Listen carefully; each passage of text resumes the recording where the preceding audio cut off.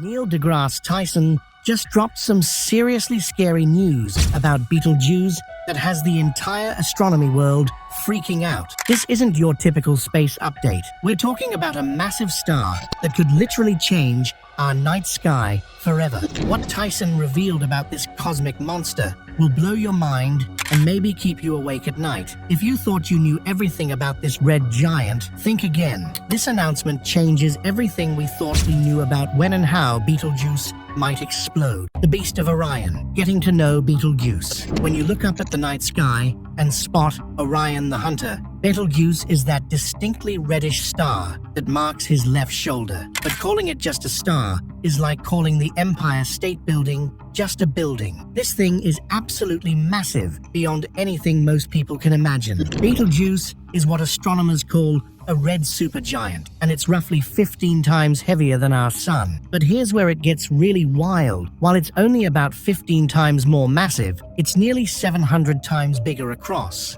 If our sun were the size of a basketball, Betelgeuse has been known to humans for thousands of years. Ancient civilizations noticed its distinctive red color and brightness, and it appears in mythologies around the world. The ancient Egyptians associated it with Osiris, their god of the underworld. Aboriginal Australians had oral traditions about the star that described how it changed brightness over time, showing that people have been watching this stellar giant for much longer than modern astronomy has existed. The Great Dimming, when Betelgeuse scared the world. In late 2019, something unprecedented happened. Betelgeuse started getting dimmer, not just a little bit dimmer, but dramatically, noticeably dimmer. By February 2020, the star had lost more than half its brightness, dropping from being the 10th brightest star in our night sky to barely making the top 50. This wasn't supposed to happen.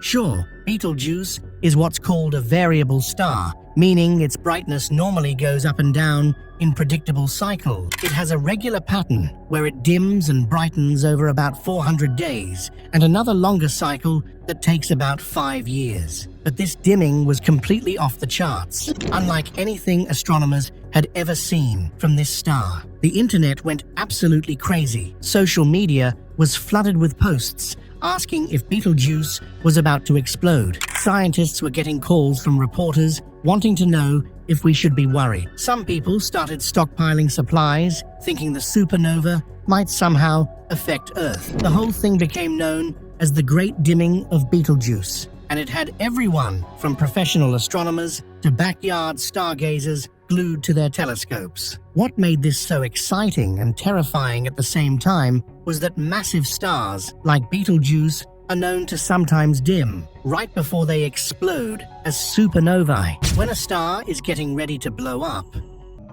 Betelgeuse would be bigger than a basketball court. The star is so huge that its surface area could fit over 400,000 suns inside it. What makes this even more mind-blowing is that Betelgeuse is actually much younger than our sun. Our sun has been burning for about 4.6 billion years and has maybe another 5 billion years left in the tank. Betelgeuse, on the other hand, is only about 10 million years old, but because it's so much more massive, it burns through its fuel way faster, like a sports car guzzling gas compared to a hybrid. This means that despite being younger, Betelgeuse is much closer to death. The star sits roughly 640 light-years away from us, which in cosmic terms is basically next door. When you look at Betelgeuse tonight, you're actually seeing the star as it was 640 years ago, back when Joan of Arc was fighting in France and the Renaissance was just getting started. The light you're seeing left that star before Columbus sailed to America. Weird things can start happening on its surface, so naturally, everyone wondered if this dimming was the warning sign that Betelgeuse was about to go supernova. But then, just as mysteriously as it had dimmed, Betelgeuse started getting brighter again. By April 2020, it was back to its normal brightness, leaving everyone scratching their heads. What had caused this dramatic dimming episode? Scientists needed answers, and they needed them fast. The breakthrough came when researchers analyzed data from NASA's Hubble Space Telescope. What they discovered was incredible. Betelgeuse had literally blown its top. The star had ejected an enormous chunk of its surface material into space. We're not talking about a little puff of gas here. The amount of material that Betelgeuse spat out was about 400 billion times more massive than what our sun typically ejects during its coronal mass ejections. But massive stars like Betelgeuse are living on borrowed time. Our sun fuses hydrogen into helium in its core, and it's been doing this same basic reaction for billions of years. It's got enough hydrogen fuel to keep going for another 5 billion years or so. But massive stars burn through their fuel much faster, and when they start running low on hydrogen, they don't just quietly fade away like smaller stars do. Instead, they start fusing heavier and heavier elements. First, they burn helium and create carbon. Then they burn carbon and create oxygen and neon. Then they fuse oxygen to make silicon. Each step happens faster than the last because the star needs higher and higher temperatures to fuse these heavier elements. What took millions of years for hydrogen burning might take only thousands of years for carbon burning and just days for silicon burning. If you could somehow weigh this blob of stellar material, it would be heavier than our moon. Once this material got blasted into space, it cooled down and condensed into a cloud of dust. This dust cloud then drifted in front of the star from our perspective, blocking some of its light and making it appear dimmer. It was like Betelgeuse had accidentally created its own solar eclipse that lasted for months. How stars die, the road to supernova. To understand what's really happening with Betelgeuse and why everyone's so worried about it exploding, you need to understand how massive stars live and die. It's actually a pretty dramatic story that makes most Hollywood movies look boring by comparison. Stars spend most of their lives in a constant battle between two opposing forces. Gravity is always trying to crush the star inward, while the nuclear fusion happening in the core is constantly pushing outward with tremendous energy. As long as these forces balance out, the star stays stable. A single dying star can outshine an entire galaxy containing billions of stars. All the heavy elements that were created inside the star get scattered into space, eventually becoming the building blocks for new stars, planets, and even life itself. As the famous astronomer Carl Sagan once said, "We are literally made of star stuff." The ultimate light show. What happens when Betelgeuse explodes? When Betelgeuse finally does explode, and most astronomers agree that it will happen eventually, it's going to be absolutely spectacular. We're talking about an event that will be visible from Earth even during the daytime, turning our familiar night sky into something completely alien and beautiful. Based on computer models and observations of similar stars, astronomers predict that a Betelgeuse supernova would be incredibly bright. The star would gradually get brighter over several days. The star starts to look like a giant onion, with different layers burning different elements. But there's a limit to this process. When the core starts producing iron, the game is over. Iron is the most stable element, and trying to fuse it actually absorbs energy instead of releasing it. When the core fills up with iron, the nuclear furnace suddenly goes quiet. Without the outward pressure from fusion, gravity wins the battle in a spectacular way. The core collapses in less than a second, crushing matter so tightly that protons and electrons get smashed together to form neutrons. The core becomes incredibly dense, like trying to squeeze Mount Everest into a teaspoon. This collapse happens so fast and violently that it creates a massive shockwave that rips through the star and blows it apart in a supernova explosion. The explosion is so powerful that for a few weeks, reaching peak brightness that could be anywhere from 15 to 250 times brighter than Venus, which is currently the second brightest object in our night sky after the moon. At its peak, you'd be able to easily see Betelgeuse during the day, even when the sun is shining. The bright phase would last for about 3 to 4 months, during which time Betelgeuse would be one of the most prominent objects in the sky. Imagine looking up at Orion and seeing one star that's dramatically brighter than all the others, casting shadows on the ground like a dim streetlight. It would completely change the appearance of one of the most recognizable constellations in the sky. After reaching peak brightness, the supernova would slowly fade over the course of about a year, though it would remain visible to the naked eye for several months, even after it becomes too dim to see without a telescope. Remember, Betelgeuse is 640 light-years away, so if it exploded tonight, we wouldn't see the light show for another 640 years. That means if Betelgeuse has already exploded, the light could be racing toward us right now, and we'd have no idea until it arrives. Conversely, when we do see the supernova, we'll be watching an event that actually happened hundreds of years ago. Are we safe? The survival question.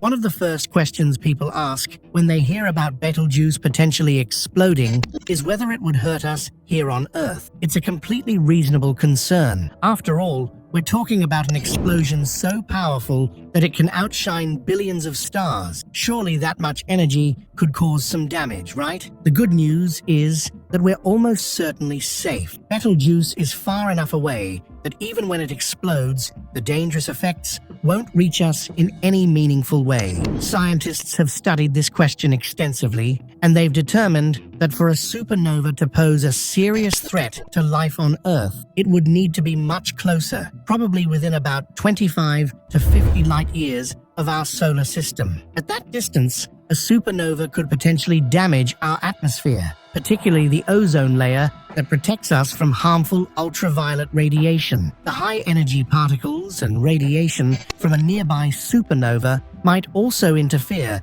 with our planet's magnetic field and could potentially cause problems for satellites and electronic systems. Some scientists have even suggested that past supernova might have contributed to mass extinction events in Earth's history, though this is still debated. But Betelgeuse is more than 10 times farther away than the danger zone, sitting at a comfortable 640 light-years from Earth. At that distance, the radiation and high-energy particles from the explosion would be spread out over such a vast area that they'd be relatively harmless by the time they reach us. You might receive slightly more radiation than usual, but probably less than you'd get from a cross-country airplane flight.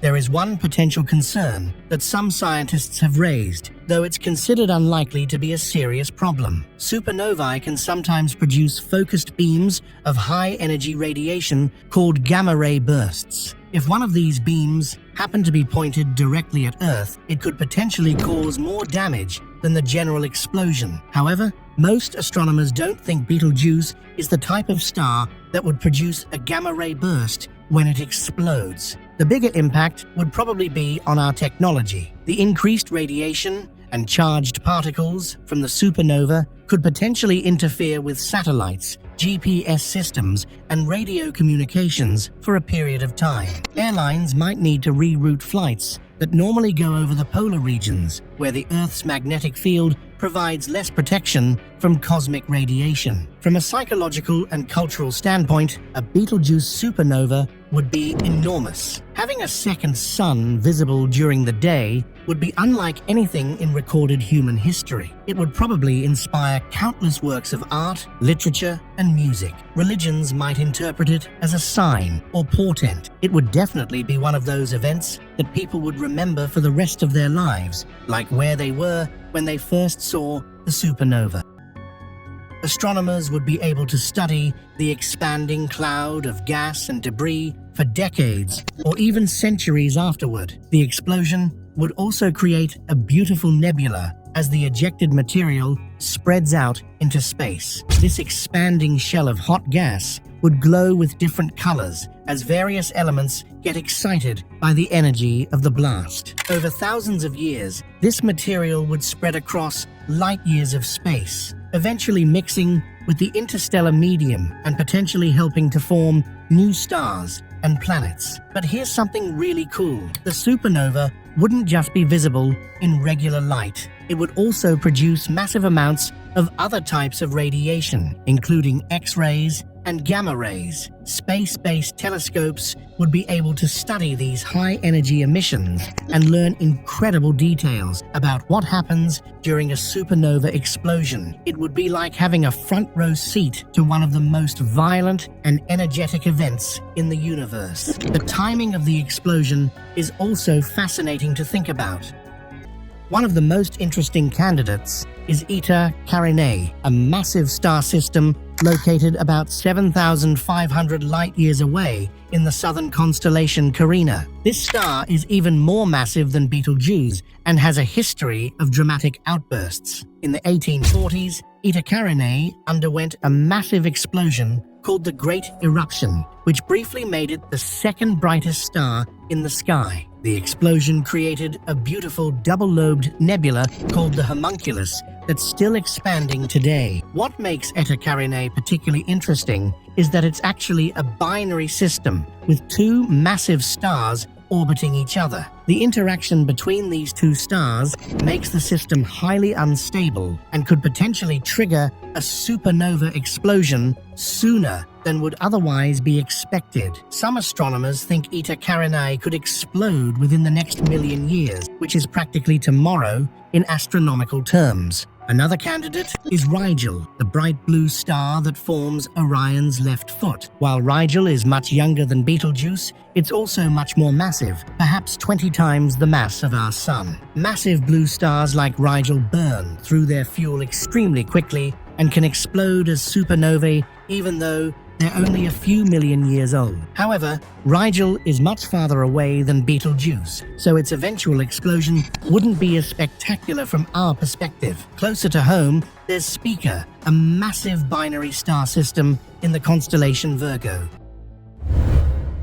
The primary star in this system is about 10 times more massive than our Sun and could potentially explode as a supernova within the next 10 million years. Like Eta Carinae, the fact that Spica is a binary system could affect when and how it explodes. Statisticians have calculated that in a galaxy the size of the Milky Way, we should expect to see a supernova explosion roughly every 50 to 100 years on average. However, we haven't observed a supernova in our own galaxy since 1604, when Johannes Kepler observed what's now called Kepler's supernova. This means we're actually overdue for a galactic supernova, and it could happen at any time. The fact that there are multiple supernova candidates in our galaxy raises interesting questions about which one might explode first. While Betelgeuse gets the most attention because of its recent unusual behavior and relatively close distance, it's entirely possible that one of these other massive stars